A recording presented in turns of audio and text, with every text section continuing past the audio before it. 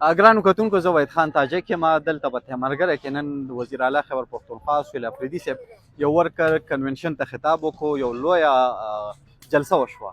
دې لویه جلسه کې وزیر اعلی خیبر پښتونخوا سهیل افریدي صاحب ایم این ای شاهد خټک صاحب میلمانه و.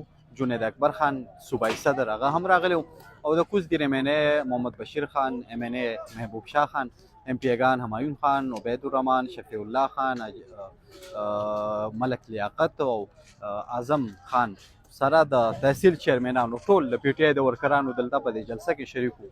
جلسې نه وړاندې وزیر اعلی صاحب د کوټو هایډرو پاور پروجیکټ اختتام وکړله. په دغه موقع باندې اعظم خان هم یو افتتاحي بورډ د تورمنګ د روډ تیار کړی او د هغې هم افتتاح وشوه او غالب امکان دا و چې وزیر اعلی صاحب کله جلسې ته لاړ شي نو د خان د رهایي سره سره د سیاسي تقریر سره سره به د کوز دیر ترقیاتي منصوبې چې کومې دي د هغې په مد کې هم اعلان وکړي.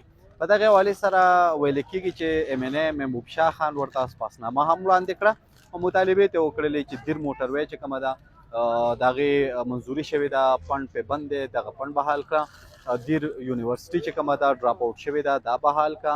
دارنګې چې کوم دی شګو کس کې یو ډیم چې 110 میګاواټ بجلی پیدا کولی شي د دې اعلان وکړه. د تیمرګرې میډیکل کالج د فورن کلاسونو د آغاز اعلان وکړه. هغلته د فیکلټۍ مسله ده د بلډینګ د هغې اعلان وکړه او داسې نور د ترقیاتي کارونو هم په دغه اسپاسنامه کې مطالبې وشوې. وزیر اعلی صاحب ډېر بهترین تقریر وکړلو. د خان په رهایي باندې خبره وکړله، په امن امان باندې خبره وکړله.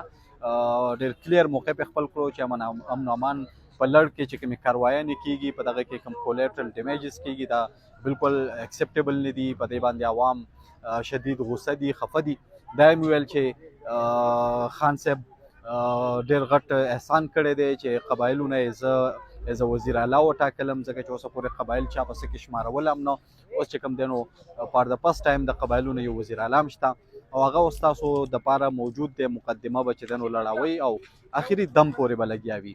یقینا چې ډېر بهترین سیاسي خبرې وکړلې، ډېر مدلل تقریر وشو خو چې د خلقو کومه تمه وه او بیا په خصوصي توګه د کوز دیر د خلقو چې وزیر اعلی صاحب یو ځای ته ځي نو دا ډېره لویه عهده وي او یقینا چې د ځان سره ډېر ښه ترقیاتي کارونه وړي. وزیر اعلی صاحب د مخکې نه جوړ شوی کوټو هایډرو پاور پروجیکټ افتتاح وکړله چې د دغې آغاز پرویز خټک صاحب کړی و یا د خان صاحب کړی و یا د 2014 نه چې کوم حکومت و په هغې کې شوی و او 18-19 کې دا سرته رسېدلی و. دا ویل کېږي چې د مخکې م افتتاحګانې شوي دي. نو نن د وزیر اعلی صاحب نه چې کوم توقعات وو چې دا غټ سکیمونه دیر یونیورسټي، دارنګې میډیکل کالج او دیر موټروی که نور نوي سکیمونه اعلان نه کوي خو دا خو به بحال کړي. د دې دپاره به اعلان وکړي چې فنډ به ریلیز شي. خو د بد مرغه دغه سټیج باندې وزیر اعلی صاحب ودرېدو، تقریر یې وکړو، ورکرانو ورته تالیا بجا وکړې، واه وشوه او هم د دې سټیج نه وزیر اعلی صاحب واپس کوز شو او دا د جینکو د پوسټ ګریجویټ کالج په دې اندروني لار باندې واپس ووتو. ګاډی ورته ولاړو، ګاډي ته وختو. ها غټ سوال دا جوړ شو چې په ګاډي کې ولې راغلی و.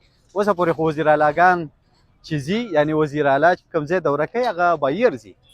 نو هغه خبرې جواب دا دی چې د وزیر اعلی صاحب سره یو جهاز و ډېر پخوا اخیستی شوی و، کمزوری و او په مومندو کې د باجوړ د سیلاب متاثرینو دپاره راتلو او په مومندو کې راغورځېدلی و، ټوکرې ټوکرې شوی و. نو د هغې نه پس صوبایي حکومت بل جهاز نه دی اخیستی هلیکاپټر، یعنې د صوبایي حکومت سره خپل هلیکاپټر نشته. د کور کمانډر سره هلیکاپټر ضرور شته. وزیر اعظم سره د یو په ځای 2 هلیکاپټر شته خو نه خو د وزیر اعظم نه هلیکاپټر غواړي او نه زما دا نه دی خیال چې ګنې کول کمانډر نه هم وزیر اعلی صاحب هلیکاپټر غواړي. په یو پوجي هلیکاپټر کې لکه څرنګې به وزیر اعلی صاحب چې دی نو د یو ځای دوره کوي یو ځي به. نو دغه وجه وه چې وزیر اعلی صاحب د پېښور نه په ګاډي کې راغلو او په ګاډي کې لاړو. د کیمراوین نوید هاشمي سره وحید خان تاجک، تیمرګره، کوز دیر.